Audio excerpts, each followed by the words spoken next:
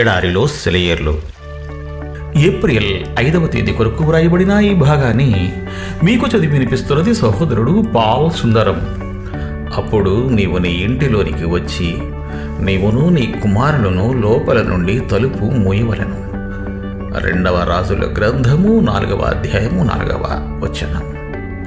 వాళ్ళు ప్రకృతి సిద్ధమైన సూత్రాలకి, మానవ ప్రభుత్వాలకి, సంఘానికి, యాజకత్వానికి, చివరికి ఎలీషా ప్రవక్తకి కూడా అతీతమైన అద్భుత కార్యం కోసం ఎదురు చూస్తున్నారు.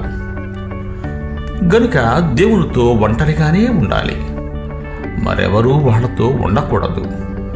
మానవ అవగాహన శక్తిని, విజ్ఞాన శాస్త్ర సూత్రాలను వదిలి అంతరిక్షంలో దేవుని మహిమకు ఎదురై నిలిచి ఆ అలోక శక్తిని తేరిపార చూడాలి. దేవునితో వ్యవహారాలు పెట్టుకోవాలంటే ఏ పద్ధతిని అనుసరించాలో ఇక్కడ మనకి కనిపిస్తున్నది. ఒంటరిగా రహస్య స్థలములో ప్రార్థన, విశ్వాసాలలో ప్రతి ఆత్మ ఆయన కోసం ఎదురు చూడాలి. కొన్ని సమయాల్లో, కొన్ని ప్రదేశాల్లో దేవుడు మన చుట్టూ ఒక అనిర్వచనీయమైన గోడ కడతాడు.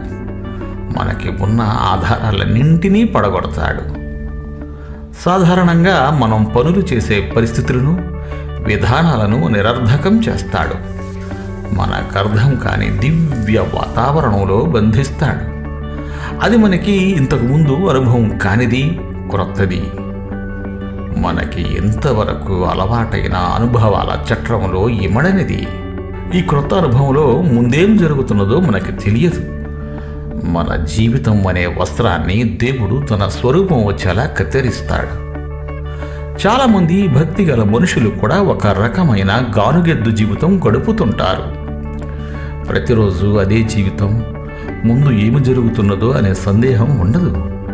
కానీ దేవుడు నడిపించే ఆత్మలైతే ఎన్నెన్నో ప్రత్యేకమైన ఊహల కందని అనుభవాల్లోకి వెళుతూ ఉంటాయి.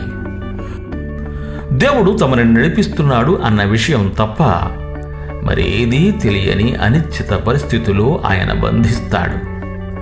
వాళ్ళు దేవునిపై తప్ప మరిక దేని మీద ఏ విధంగానూ ఆధారపడడం వీలు కాదు.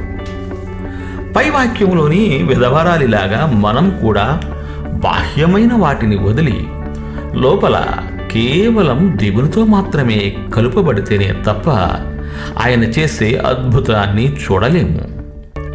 అతి కష్టకాలంలోనే దేవుడిని గురించిన అతి మధురమైన రహస్యాలు బయటపడుతుంటాయి.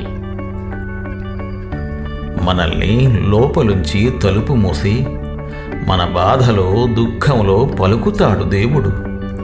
మనసు విప్పి మృదువుగా ఏకాంతంలో ముత్యాలాంటి మాటలు మన చెవిలో. దేవుడు మిమ్ము దీవించుగాక. ఆమెన్.